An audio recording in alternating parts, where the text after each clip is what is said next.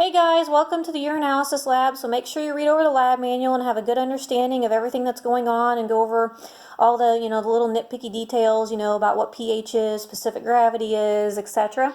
So we're going to go ahead and pretend that I'm in the max hydrated group and I'm going to drink lots of water. I'm going to start drinking lots of water, but it's morning time. So I actually got my first sample right here, okay?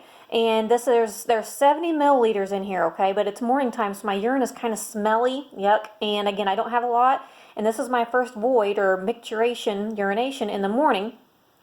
And this is my urination, my pee. Anyway, but there's 70 milliliters in here, and I'm going to go ahead and put the multi-stick, as you guys can see, into the urine. And I'm going to look at the results real quick and see if I'm abnormal for anything. And I'll show you guys. Again, I have the results there.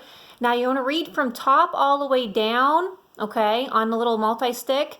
Now this is the exact same ones I use in the hospital. Now off to the very, very left, guys, you can see what we're testing for, leukocytes, nitrates, etc.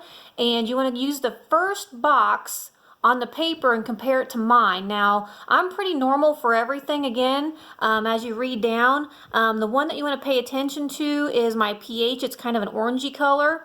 I have the pH of about 6, okay? Everything else is very normal, and if you look all the way at the very bottom, that dark blue one, we're not going to use that one, okay? Now, the only one I really want you guys to pay attention to is the pH of 6. Again, everything else I'm pretty normal for. I didn't have any abnormalities, which is a good thing. You don't want that to happen. All right, so the next thing we're actually going to do is my specific gravity. And again, like I said, specific gravity is the measure of solutes in a mixture, or in the case of urine. And what I'm going to do is I'm going to dump my sample into the urinometer cylinder. And again, I just did that, okay?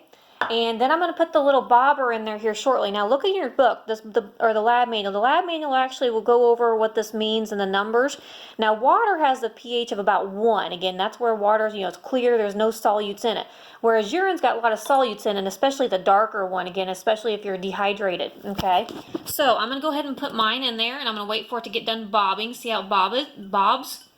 All right, and my results come out to be right around 1.02, okay, when I look at the little stick. And again, look at the picture in the lab manual, that'll help you.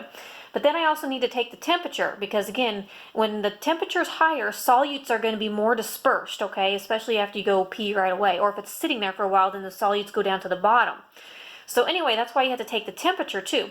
My temperature of my urine, again, I just took it, is actually 24 degrees Celsius. And again, there's a calibration you have to add on to the specific gravity. And again, it winds up being 0.003. All right, so here are actually my results. Okay, I have them there for you. Okay, so again, 24 degrees Celsius, 0.003. My specific gravity is 1.02. My volume is 70 milliliters. So my specific gravity for my first sample is 1.023. Now, let's pretend 2 hours have elapsed and I've drank a lot of water, okay? So that's what I'm going to do.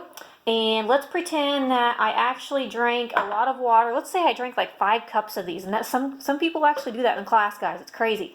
So anyway, let's say after these 2 hours I go pee again. And my volume of my second sample, guys, is 580 milliliters. So what I'm going to do next is I'm going to take my sample, which happens to be right here, okay? Now again, this is my sample. It's very clear, okay? There's just a tinge yellow to it, but not much.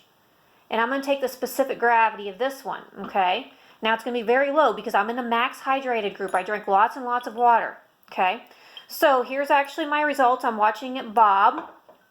And my results winds up being 1.005 when I look at it, okay? Then I have to take the temperature, which again, I'm going to put the thermometer in there and read the thermometer, which I have it right here, and I'm doing that for you. And again, it winds up being, for that calibration, 0.002.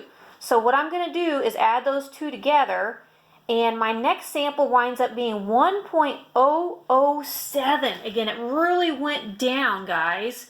Okay, so again, I have my details there. But again, my second sample winds up being 1.007. Okay, and again, my volume is 580 milliliters. Now, we don't need to do the multi-stick again for the second sample because, again, those things are going to come out to be the same. Again, the proteins, the leukocytes, etc.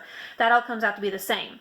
So, what I want you guys to do is now, using my data, I want you to incorporate my data into an actual result from the lab, from the scientific paper, okay?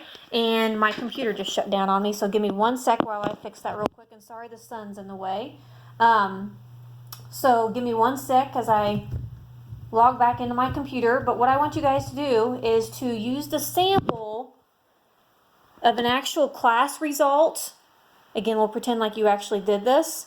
And in your scientific paper write-ups, again, under the content in your classroom in your D12 class, the second urinalysis sample, which I'll show you real quick, is right there, and it actually has the data from a real class, okay, from a couple semesters ago.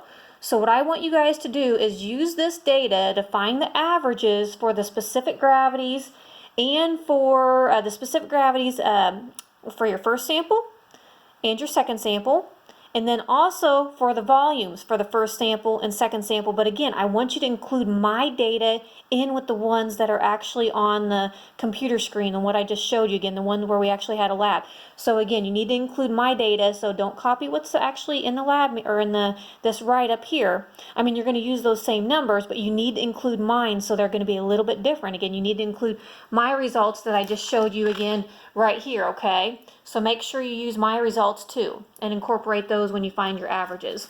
And then again, I think you guys have everything that you need. It's a pretty simple lab. It's just, you know, time consuming because you have to sit there and wait an hour and 15 minutes, I think, in class to actually go pee.